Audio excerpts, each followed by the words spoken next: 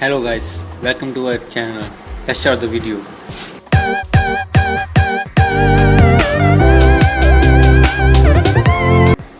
Fact number 1, is ditto fail mu clone? क्या ditto एक असफल म्यू क्लोन है? डिट्टो और म्यू फ्रेंचाइजी में दो रियल में यूनिक पोकेमोन हैं। डिट्टो में किसी भी और पोकेमोन को कॉपी करने की पावर है और किसी भी पोकेमोन के साथ ब्रीड कर सकता है, जिससे यह रियल में इंटरेस्टिंग हो जाता है कि कई प्लेयर्स अपनी पार्टियों में इसे रखना पसंद करते हैं क्योंकि इसमें ऐसे इंटरेस्टिंग पावर्स हैं। कई पोकेमोन फैंस को हैरान हो जाते हैं कि यह कहां से आया है। क्या यह म्यू के क्लोन के रूप में एक लेबोरेटरी में बनाया गया था जो गलत हो गया था? शायद हम सभी जानते हैं कि म्यूटो अकेला म्यू क्लोन है जो रियल में एक सफलता थी, लेकिन इसका मतलब यह नहीं है कि डिट्टो पहले क्लोनिंग प्रयोग में एक संभावित प्रयास नहीं हो सकता था।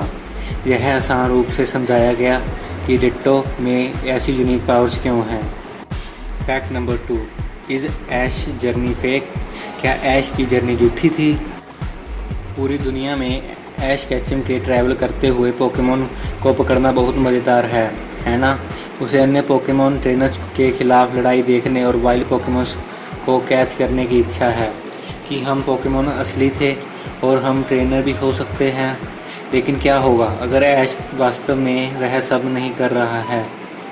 पोकेमोन ट्रेनर्स के लिखे गए एक क्रिप्टेस्टा के आइडिया को ढूंढते हैं कि शायद ऐश रियल में पोकेमोन ट्रेनर नहीं है जिसे हम जानते हैं। सवाल करता है कि ऐश को एनी सीरीज में टाइम बीतने के बावजूद ऐश की एज कभी नहीं बढ़ती, और सजेशन देता है कि शायद ऐश कोमा में है और यह सब सोच कर रहा है। हमें विश्वास है कि होप नहीं है। Fact number 3, mister Mime's real role in Ash life? सालों से ऐश के डैड कौन और कहाँ हैं, इस बारे में थ्योरी इंटरनेट पर काफ़ी चर्चा में रही है। कुछ लोगों का मानना है कि प्रोफेसर ओक रियल में ऐश के पिता हैं।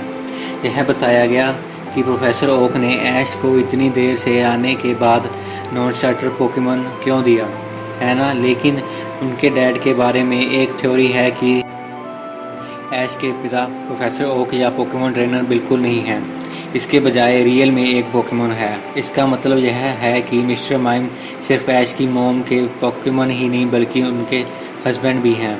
यह आज भी एक क्वेश्चन मार्क है। फैक्ट नंबर 4, क्या क्यूबोन कंगस खान का बेबी है? इस फैक्ट को ध्यान में रखते हुए कि क्यूबोन मैरोवैक में इवॉल्व होता है, यह थ्योरी बिल्कुल समझ में नहीं आता है, लेकिन यह एक बहुत ही इंटरेस्टिंग और काफ़ी भयानक है।